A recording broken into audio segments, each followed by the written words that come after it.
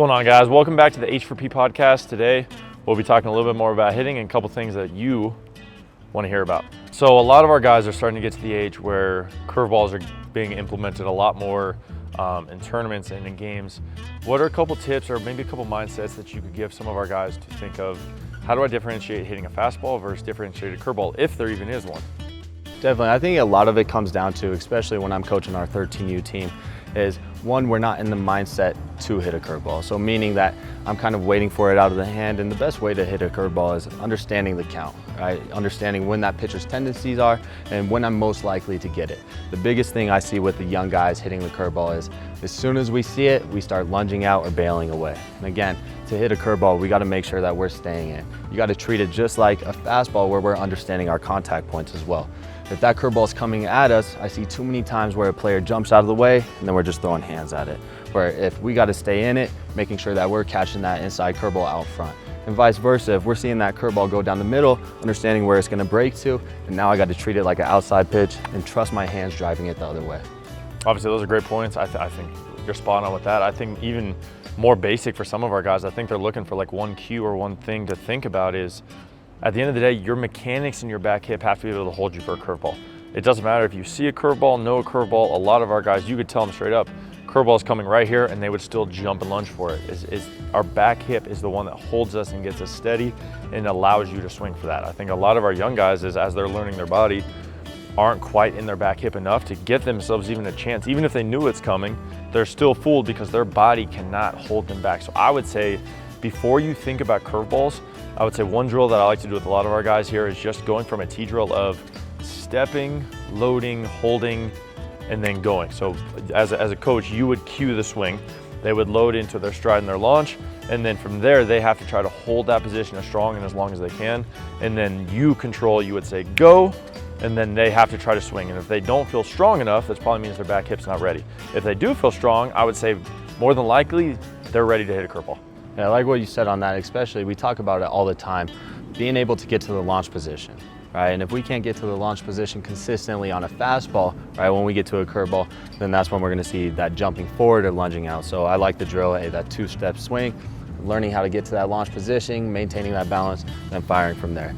The other thing I see all the time too is, and players, you got to treat it as, hey, how would you go attack a fastball? All the time, coaches are throwing fastball BP, fastballs under the machine, so we're really good at it. Again, to hit the curveball, we got to see a lot of curveballs to make us confident to pull the trigger end game, right? And I always tell my players end game, hey, the only way you're going to get better by hitting a curveball is going and taking hacks on a curveball. So Alex, question to you. We see a lot of new facilities coming in and a lot of guys going to other hitting instructors or going to certain guys. For you as a player and player development, how do you decide on which facility or which instructor is best suited? I mean, I think it comes down to, you got to start with, does the coach seem like he has any interest in helping you? Or are you just another athlete that walks in and walks out after an hour? There's a lot of facilities that do it well. I mean, obviously we take pride in feeling like each individual approach gives a kid the best possible chance to go succeed. And I think that our intent here is you can't treat every hitter the same. Obviously there's patterns and positions that we got to get to as a coach and a player, but at the end of the day, every kid learns differently. So if your bag of tricks as an instructor is these 4 or 5 drills, you're going to get exposed pretty quickly, right? I think it sounds simple and cliche, but like, you got to grow with the game, right? There's a lot of stuff that old school to new school isn't quite meshing right now. So you might get an old school player and you might get a new school player. You got to be able to teach both ways, whether you agree with it or not. But I'd say as an athlete, find a coach that seems to know and feel the style that you want, right? At the end of the day, you got to know what style that is.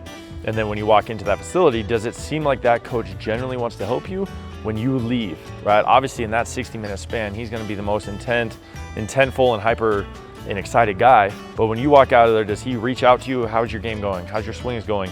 Send me video. I want to know how you're doing this weekend. I think those are the types of coaches and the types of facilities that really develop guys because they know the relationships there. It's not a transactional approach where, hey, I'll see you in an hour or see you for an hour and then you go home and I'll see you next week, right? I think kids need to have the ability to know that here's your homework. I'm going to hold you accountable. Here's what it is, and I'll see you next week. And if you don't get that done, then maybe it's just not the right fit for both of us, right? But that would be my approach for any athlete looking for the right facility or the right instructor. How about you? Yeah, definitely. I mean, Right on. Especially with Hit for Power, the video analytics. For me, when we were playing in college or pro level, making sure that you're getting a better swing every time, right? So whatever you're working on, if it's corresponding one to video or to the games, right? And I think too many times where players go into instruction, okay, and they don't know if they're getting better, but being able to see my swing week to week, and then like you said, the player putting in their work, we're able to, as instructors, see if a player's doing his homework at home, right? So again, videos don't lie, and I think sometimes when you just get into that repetition of going into a cage with an instructor, right, and then maybe not seeing him for a while, then coming back, again, I think sometimes as a player too, you have to be accountable and understand, okay, well, is this really gonna help my swing? Am I gonna put in the work, and am I gonna be able to see that payoff? All right, so I had a kid this week come in and I had probably one of his best lessons that he's had ever. Velo was up, distance was up, his mechanics were beautiful. I thought him going into the weekend would excel and he would be going 4 for 4, 4 home runs in every game, and he didn't. It was the exact opposite. So I think it's a good point for you, and I'd love for you to talk about it too, is how do I translate my in practice or in lesson skills to in games? Because I think that's the biggest adjustment, is we see a lot of kids come in there and they have their best lessons, and then as soon as they go to the game, it's straight back downhill. But understanding that's not necessarily a bad thing, right? No, absolutely, and I see it all the time as well, and players that I work with or players on my team do really good in practices and create really good swings, and then as soon as we go to a game, we start doing different things, right? And as soon as you go into a slump, you start trying to make mechanical adjustments right away, right? And so I think that's the biggest thing for players that are getting private instruction and getting a swing on the analytics part, being able to see it. And if the swing's really good, you have to trust that you can take that same swing in game, right? And if we're struggling or we hit a couple ground balls, it's not necessarily making a mechanical adjustment right away, right? And that's why we talk about the two in-game adjustments, and that's timing and eyesight. Yeah, so we have to go and trust that swing in-game. So getting into those fastball counts or those hitters counts and making sure that we're just putting a good swing on it. And understanding, hey, not getting carried away with the result, but the process. If we take a good swing and we barely miss it, right, or we pop up, okay, now I'm gonna make my little piece of adjustment. But taking that mindset in where, hey, this is what I've been working on, it's been really well in the cage, now I just have to trust it in game. Yeah, I think the hardest thing for kids, as soon as they get in the game, everything speeds up. And our mindset, even though their brain knows, okay, this is what I've been working on, this is what I can't do, the game speeds up and we automatically go back to what we're comfortable with, right? So for a guy that has the tendency to want to lunge, if we've been working on the back hit for 3, 4, 5 weeks and the lesson has been perfect, we've been going off the machine, front toss, everything's been perfect, as soon as they get to the game, everything's gonna speed up if they don't trust it, like you said.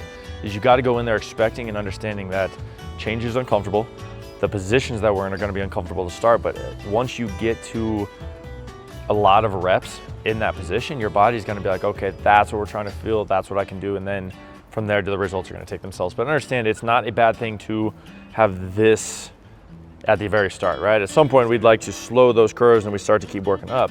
But I think a lot of kids think that after one bad weekend, I gotta scrap it and let's throw everything away, instead of, no, realistically, that's actually a good thing, because your body's trying to fight something that we weren't wanting to do, and it's kind of trying to hopefully find somewhere in the middle. I mean, exactly. I mean, you could just, it's kind of like weightlifting, right? When you change up your routine a little bit, you start to get sore again. So again, you're gonna go through those peaks and the valleys, but understanding, hey, I'm gonna get out of it if I just trust the process. Big thing too, and I know for me as a player, is when I was working on something in a cage, it's really easy for my mind just to get into that habit of swinging to swing, right? But as soon as I started getting later in my career and advancing in my swing and getting more results, that's when I was taking my practice time and thinking about a tee, thinking about a situation, right?